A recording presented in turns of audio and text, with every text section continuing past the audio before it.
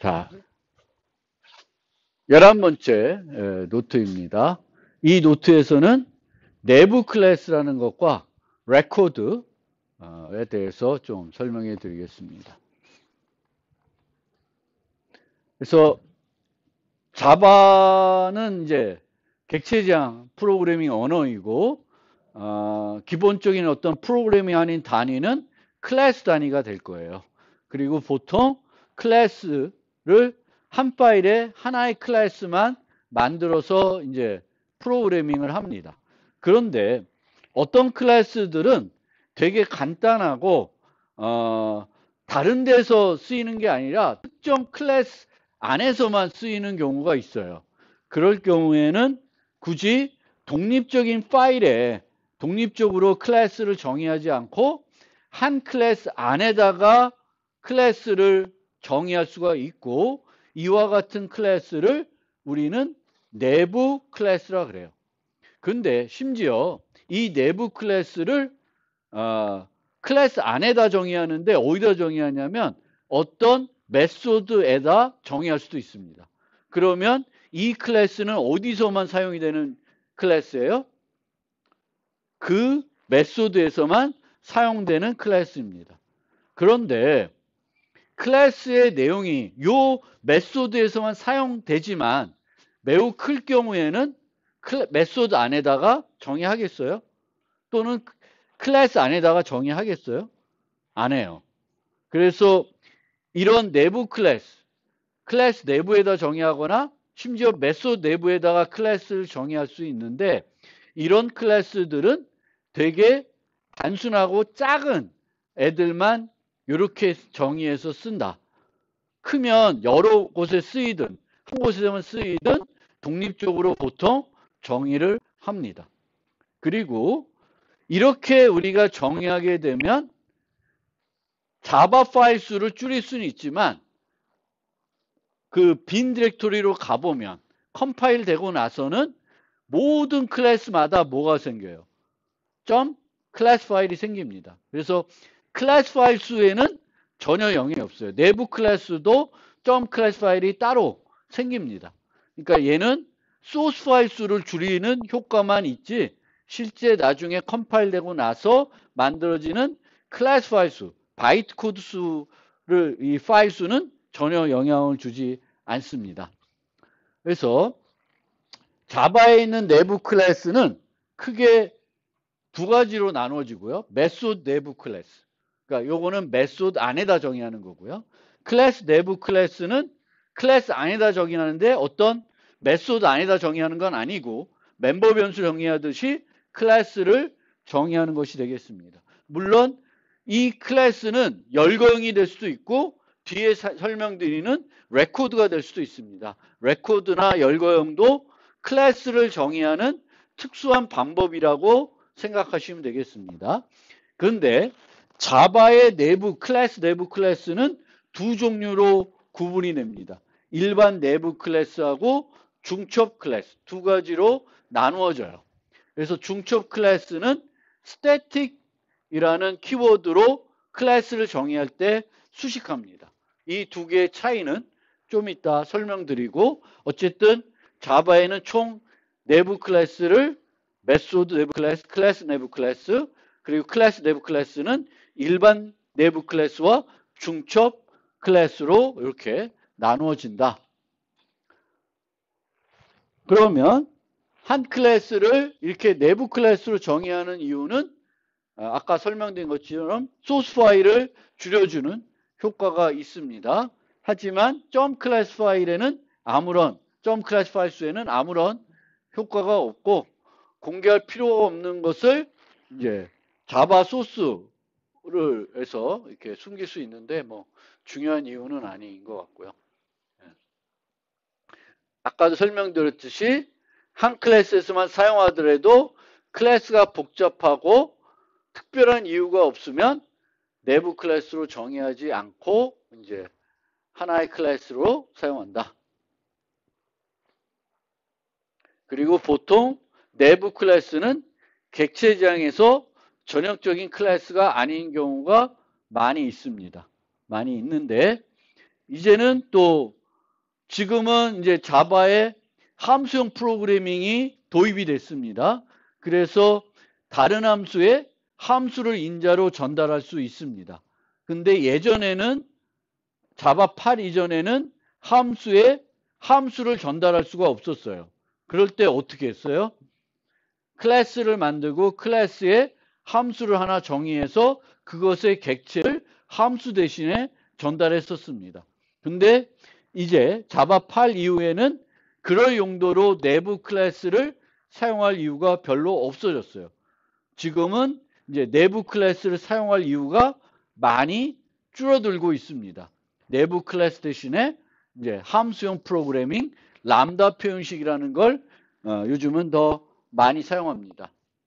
그럼 먼저 메소드 내부 클래스를 예제를 통해서 한번 살펴보겠습니다. 자, 어떤 배열이 있는데 정렬을 하고 싶어요. 그러면 배열을 정렬할 때 우리가 사용할 수 있는 그 라이브러리 함수는 array sort예요. array sort. 근데 array sort에 배열을 전달하면은 이 sort는 뭘 이용해서 뭘 기준으로 정렬하냐면 그 클래스에 정의되어 있는 compare to 메소드를 이용해서 정렬을 합니다. 그런데 내가 어떤 배열을 정렬하는데 그 클래스에 정의되어 있는 compare to 함수가 아니라 다른 기준으로 정렬하고 싶다. 그러면은 그 정렬할 때 사용할 기준을 만들어 가지고 그 기준을 나타낸 함수도 이제 소트할 때 같이 전달해 줘야 됐어요. 근데 예전에 자바 8 이전에는 함수를 다른 함수의 인자로 전달할 수 없었으니까 어떻게 했냐면 이제 클래스로 정의하고 그 클래스가 어떤 인터페이스를 정의하게끔 해요. 그러면 이제 메소드 이름이 고정이 되겠죠. 그래서 이 함수에서는 sort 내부에서는 이 객체가 전달이 되면 이 객체에 compare라고 하는 메소드를 이용해 가지고 이제 정렬을 할 수 있게 되는 거예요. 그래서 이런 식으로 내부 클래스 함수 하나만 갖고 있는 내부 클래스를 메소드 내에다가 정의하고 그 클래스의 객체를 생성해서 인자로 전달하는 방법을 이전에 이제 자바 8 이전에는 많이 사용을 했습니다. 그런데 우리가 어떤 어떤 객체를 생성해 가지고 바로 함수에 전달하기만 하면 돼요. 그러면 그 객체를 유지하는 변수를 안 만들어도 되죠. 그냥 이런 식으로 foo new a 이렇게 객체를 인자해서 생성과 동시에 전달할 수가 있습니다. 이 함수에서는 이 전달된 객체를 더 이상 사용할 필요 없고 그냥 새로 만들어서 주기만 하면 되기 때문에 이런 식으로 썼어요. 그래서 이렇게 변수에 담아놓지 않고 사용하는 객체를 우리가 익명 객체라 그래요. 뭐 변수를 쓰지 않으니까 익명 객체라 그래요. 마찬가지로 이 클래스도 이 클래스의 객체를 몇 개나 생성했죠? 여기서 한 번만 생성하고 말죠.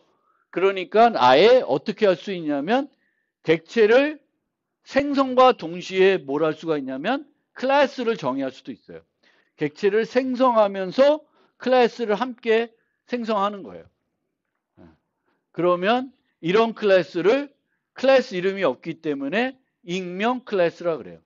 그런데 클래스를 정의하지 않고 객체를 생성하려고 그러면 원래 어떤 클래스의 객체를 생성하려면 new A 뭐 이런 식으로 하죠. A 클래스의 객체는 new A.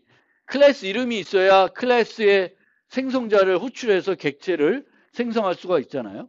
근데 얘는 어떻게 되는 거야? 클래스 생성 안 했어 아직. 클래스를 정의함과 동시에 객체를 생성하려고 그래요. 그러면 뭔가 이 이름이 없으니까 그럼 어떻게 하냐면 얘는 인터페이스를 구현하는 애가 되겠죠. 그러면 그 인터페이스를 이름을 이용해 가지고 생성자를 호출하는 형태로 new를 하게 됩니다. 익명 클래스는 클래스 이름이 없는 거니까 그것의 부모나 그것이 구현해야 되는 인터페이스를 이용해서 그 생성자 호출을 하게 됩니다. 얘는 아직 이름이 없으니까 그렇게 되는 거예요. 그래서 얘는 이런 식으로 얘가 구현해야 되는 그 인터페이스를 여기다 이름을 주고 생성자 호출하고 그 다음에 클래스 정의하는 이 중괄호가 나와서 그 안에다가 이렇게 메소드를 정의하게 됩니다. 그래서 자바 8 이전에는 이렇게 클래스 내부 메소드 내부 클래스를 만들었는데 한 번만 그 클래스 객체를 한 번만 사용하면은 아예 클래스 이름을 새로 만들지 않고 익명 클래스로 이렇게 만들게 됐습니다. 지금은 이런 것도 이제 안 해. 안 하고 이렇게 여기에 이제 아직 문법적으로 설명 안 드렸지만 여기 뭐냐면 람다 표현식이에요. 그래서 함수를 람다 표현식으로 정의해서 그냥 전달하면 되는 거예요.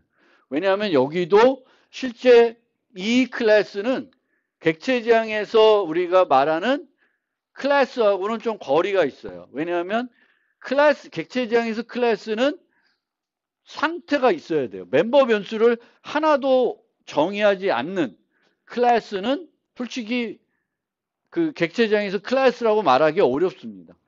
얘는 딸랑 뭐만 있어요? 함수만 하나가 있는 클래스예요. 옛날에는 함수를 다른 함수의 인자로 전달할 수 없었기 때문에 이제 이런 식의 프로그래밍을 했던 거고요. 지금은 이렇게 메소드 내부 클래스를 만들 일은 이런 용도로는 만들 일은 별로 없습니다. 그리고 이 경우도 보면 얘는 여기서만 쓸 수 있기 때문에 이 클래스 앞에는 수식어들이 올 수가 없어요. public, 뭐 static, 뭐 이런 클래스를 abstract 이런 것들이 올 수가 없어요. 얘는 그냥 메소드 내부 클래스는 클래스를 정의할 때 수식어를 붙일 수가 없다. 왜? 붙이는 게 의미가 없어요. 의미가 없기 때문에 이제 붙일 필요가 없습니다. 그런데 이 클래스는 여기서만 사용하지만 실제 이 클래스의 객체는 다른 곳에서 쓰이는 거죠. 만들어서 전달해줘서 소트 내부에서 그 메소드 내부 클래스의 객체를 사용하잖아요. 사용하는데 어떤 리모컨으로 사용하겠어요? student year comparator라는 리모컨을 쓰는 게 아니라 comparator student라는 리모컨으로 쓰겠죠. 그래서 인터페이스 리모컨으로 사용을 하게 되는 거고 따라서 이 안에 있는 요 접근 제어 퍼블릭은 대단히 중요합니다. 퍼블릭이 돼야지 안 되면 또 저기서 에러가 납니다. 요 퍼블릭. 메소드의 접근 제어는 중요하다. 맞게 해줘야 돼요. 클래스의 접근 제어는 의미가 없고 다른 데서 어차피 수연 이어 컴페어터를 접근해서 쓸 수가 없으니까 퍼블릭, 프라이빗 뭐 이런 게 다 의미가 없습니다.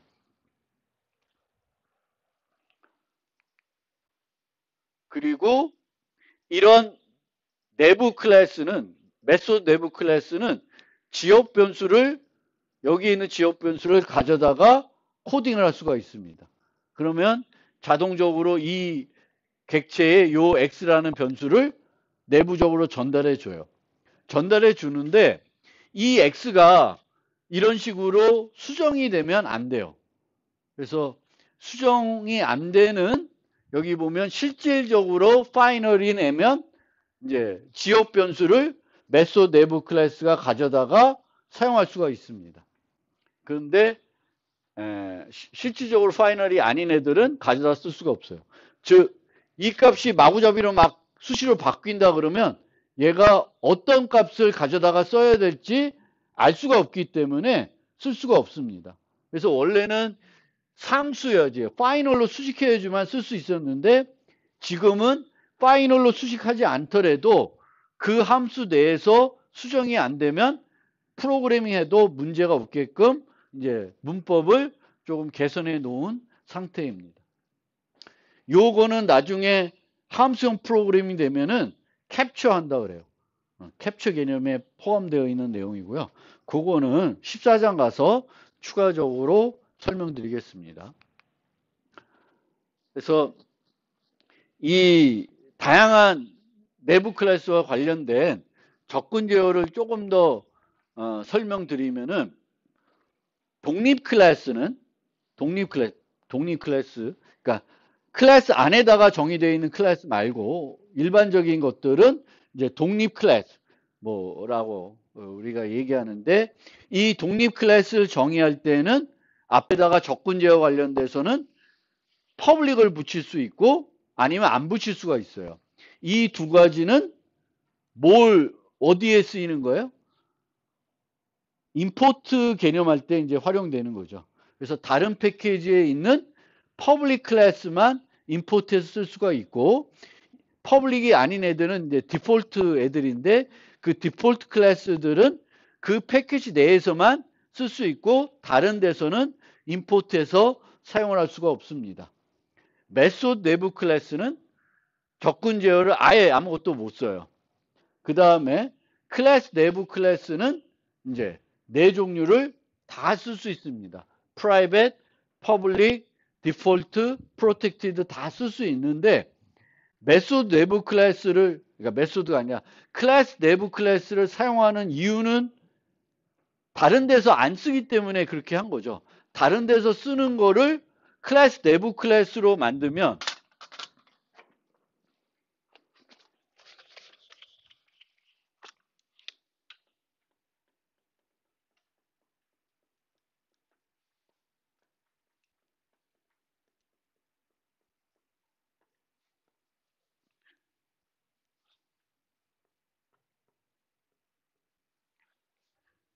이렇게 스태틱이 왜 붙어야 되는지는 좀 나중에 설명드리는데, 어쨌든 요거 입장에서 생각해 보세요. A 클래스 안에다가 B 클래스를 만들었어요. 그러면 밖에서 A.B, C equal new A.B 이런 식으로 만들 수가 있잖아요. 근데 이렇게 쓰는 게 자체가 더 불편하죠. 그러니까 이거는 말이 안 되는 거예요. 이렇게 쓰시면 안 돼. 너무 코딩하기도 불편해요. 그래서 이렇게 클래스 B를 클래스 안에 내부에다 쓰는 거는, 이 클래스 B는 어디서만 쓰이기 때문에 내부 클래스 만드는 거예요? A에서만 쓰기 때문에 만든 거잖아요. 그러면 여기에 접근 권한은 뭐가 제일 바람직해요? 프라이빗이 제일 바람직해요. 이렇게 쓸 이유가 없는 거예요. 그래서 내부 클래스 내부 클래스는 접근 제어를 퍼블릭 뭐 등등 다 할 수 있지만, 어떤 접근 제어를 주는 게 가장 바람직해요?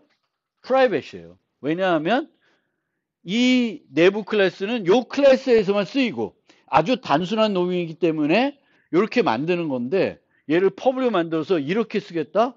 그거는 이상한 거예요. 코딩하기가 더 힘듭니다.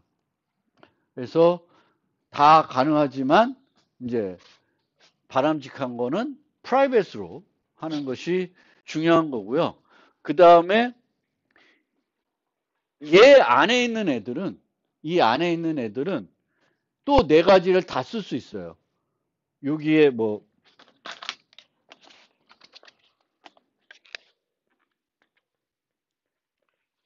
B를 만들었다. 그럼 이 B에는, 여기에는 네 가지가 다 또 쓰일 수가 있어요. 네 가지가. 그런데 이 클래스를 이 안에서만 쓰지만 이 클래스의 객체를 밖에서도 활용할 수가 있어요. B를 이용해서 프로그램은 안 하지만 밖에서 쓸 수 있어요. 뭐 예를 들면 implement C 뭐 이런 식으로 해서 C 리모컨으로 밖에서는 쓸 수가 있어요. 그러면은 여기에 있는 값들이 중요해요. 얘는 프라이빗인데 얘는 퍼블릭 뭐 프라이빗 등 맞게 써줘야 되는 거야. 그런데 이게 없고 이 클래스는 안에서만 쓰이고 이 클래스의 객체도 안에서만 쓰이면은 여기에 있는 접근 제어는 또 아무런 의미가 없어요. 왜냐하면 내부 클래스하고 B가 내부 클래스라고 그럴 때 이 A를 뭐라 그러냐면 B의 외부 클래스라고 그래요. 그럼 외부 클래스가 되면 B의 접근, 이 내부에 있는 접근 제어하고 무관하게 접근할 수가 있어요. 얘가 프라이빗이든 뭐든 상관없이 이 안에서는 void fu라는 함수가 있으면 이 B 객체를 B.A를 B.B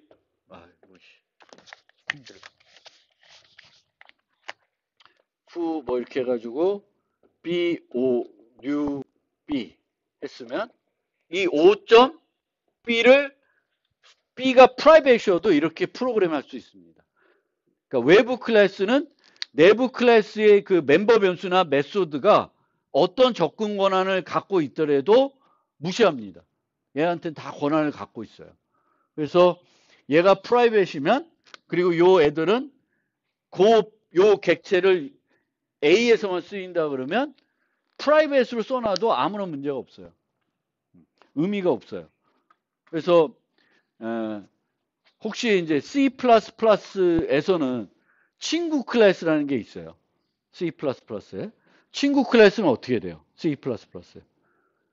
이 클래스의 접근 제어가 그 친구한테는 의미가 없죠. 친구 클래스이면은 그 프라이빗 멤버도 다 접근할 수가 있어요.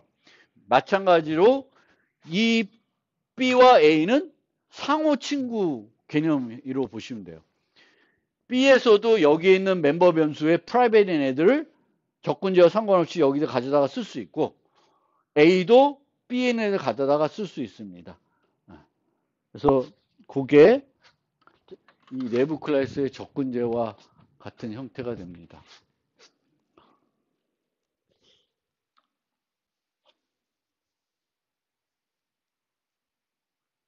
자, 요 말로만 써 있어서 좀 거시기 한데 넘어가서 이것도 넘어가서 두 가지 예제를 통해서 그 내부 클래스 살펴보고 다시 스킵한 부분에 와서 한번 보겠습니다. 이제 내부 클래스로 우리가 많이 그 정의해서 사용하는 것 중에 하나가 여기에 있는 반복자라는 거예요. 반복자. 자료 구조를 만드는데 자료 구조에 반복자라는 게 있어요. 자료 구조의 반복자가 뭐라는 거예요? 자료 구조라는 건 여러 가지 똑같은 값을 저장해 놓는 거죠. 그럼 반복자는 그 저장되어 있는 개별 요소들을 차례로 방문할 수 있게 해주는 거예요. 그래서 반복자를 내부 클래스로 이렇게 만들 수가 있는데 여기에 보면 size라는 거 그리고 list라는 건 누구 거예요? 요 클래스의 외부 클래스인 unsorted array list 거죠. 근데 얘는 어떻게 해요? 그냥 가져다가 쓸 수가 있죠. 그냥 가져다가 쓸 수가 있습니다.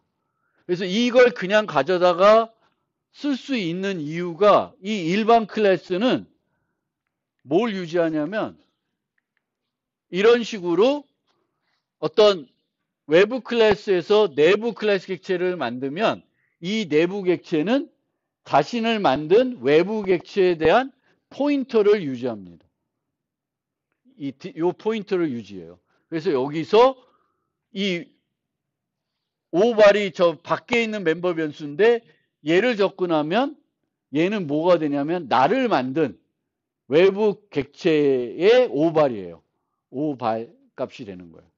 근데 반복자는 이렇게 일반 내부 클래스로 만들면은 일반 내부 클래스의 객체가 자신을 만든 외부 클래스 객체의 포인터를 갖고 있어서 그 외부 객체의 멤버 변수를 현재 상태대로 접근해서 쓸 수가 있습니다. 리스트와 사이즈를.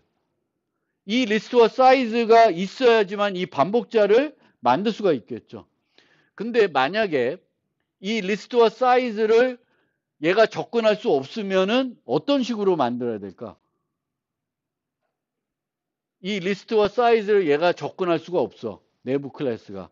내부 클래스가 자신을 만든 외부 클래스에 있는 그 멤버 변수들을 접근할 수가 없어.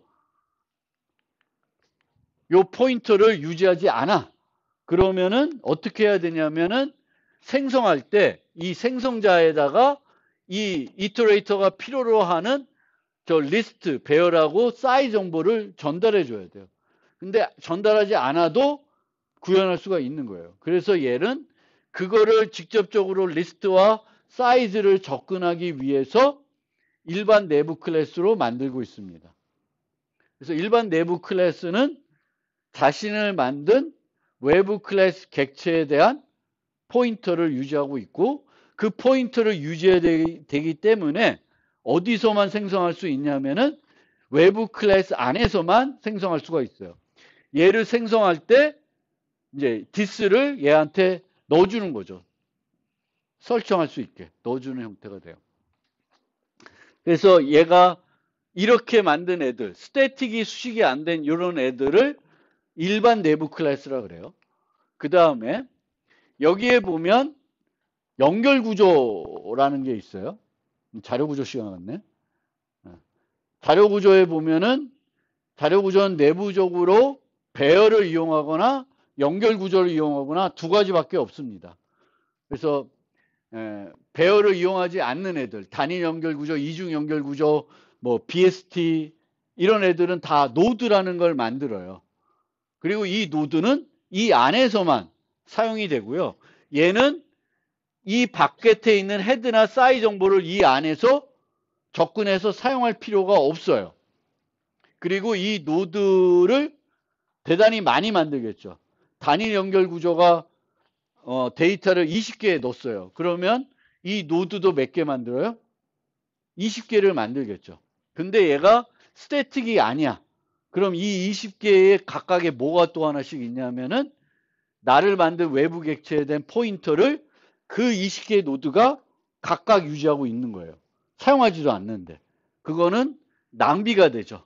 그 낭비를 없애려고 뭘 해요? 스태틱을 써주게 되면 앞에 봤던 요게 없어져요.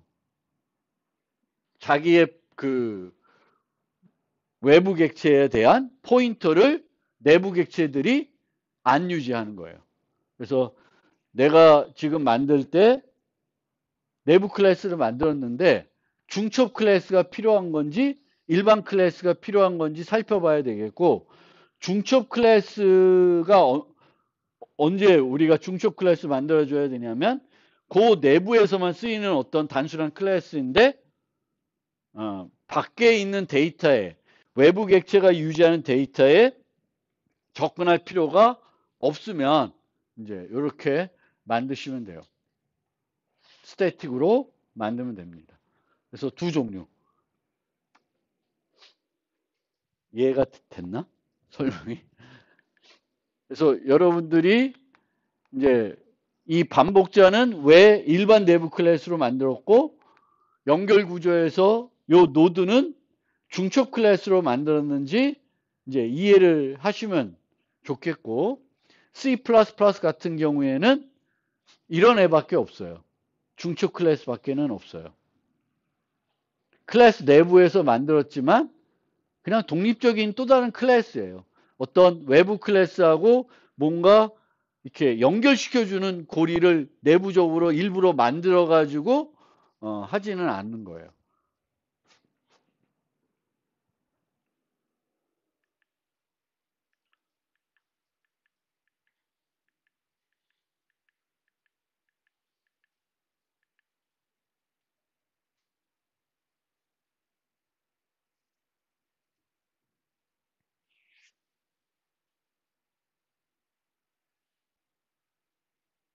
그러니까 여기를 한번 보면 우리가 내부 클래스를 정의했다는 건 외부 클래스는 내부 클래스의 객체가 필요하다는 거예요. 그게 필요하지 않으면 내부 클래스를 정의하는 것 자체가 말도 안 되는 거예요. 잘못하시는 거예요. 그러니까 외부 클래스는 내부 클래스 객체가 필요하기 때문에 내부 클래스로 만들고 그 외부 클래스 메소드나 또는 멤버 변수로 내부 클래스의 객체들을 생성해서 사용을 합니다. 그런데 이 내부 클래스 객체가 두 가지로 나누는 거예요. 그것의 동작을 위해 외부 클래스 객체에 대한 접근이 필요한 경우가 있고 필요 없는 경우가 있어요. 아까처럼 반복자는 필요하고요. 단일 연결 구조나 이중 연결 구조나 트리에서의 노드는 필요가 없어요. 그래서 이 두 가지가 있고 이 필요가 없는 경우에는 불필요한 포인터를 유지하는 거를 없애주기 위해서 중첩 클래스로 만들게끔 두 종류로 나누고 있고 이 필요한 경우에도 우리가 중첩 클래스로 만든 다음에 필요한 데이터를 함수에 넘겨주는 형태로 프로그래밍을 얼마든지 할 수가 있습니다. 근데 그 넘겨주는 게 번거롭기 때문에 일반 클래스로 만들면 자동으로 아까처럼 이제 이렇게 요 사이즈와 리스트를 접근할 수 있는 거예요. 그래서 그렇게 이제 자바는 두 종류로 구현하고 있고요. 실제 이 내부 클래스 객체가 어디서 많이 쓰였냐면은 예전에 혹시 여러분들이 GUI 프로그래머 쓰면 아실 텐데 옛날에는 GUI 프로그래밍에서 사건 처리자를 만들 때 이 일반 내부 클래스를 많이 사용했습니다. 근데 지금은 얘를 사건 처리자를, 이 사건 처리자가 뭐냐면은 버튼을 눌렀을 때 실행해야 되는 함수예요. 그 실행해야 되는 함수를 이제 내부 클래스로 만들고 내부 클래스 객체를 생성해가지고 등록을 해줬어요. 근데 이 사건 처리자는 버튼이 눌렀을 때 뭔가 해야 되는데 그 해야 되는 애들은 또 뭘 해야 되냐면 외부 클래스에 있는 데이터들을 접근해야 돼. 그래서 이제 예전에는 일반 내부 클래스로 사건 처리자를 많이 만들었는데 지금은 이제 사건 처리자를 일반 내부 클래스로 만들 필요가 없이 함수로 그냥 정의하고 이 함수를 람다 표현식을 이용해서 전달하면 되기 때문에 지금은 이 반복자 예제 빼고는 일반 내부 클래스로 만들 경우는 별로 없어요. 대부분 우리가 필요한 거는 중첩 클래스들을 더 많이 사용합니다. 스태틱한 내부 클래스들. 이런 노드라든지 아니면 BFS를 우리가 수행해야 되는데 거기에 값을 하나 저장하는 게 아니라 여러 개의 값을 넣어가지고 BFS를 해야 돼. 그럼 그런 거는 내부 클래스로 만들어가지고 또는 레코드로 만들어서 이제 처리를 하게 됩니다.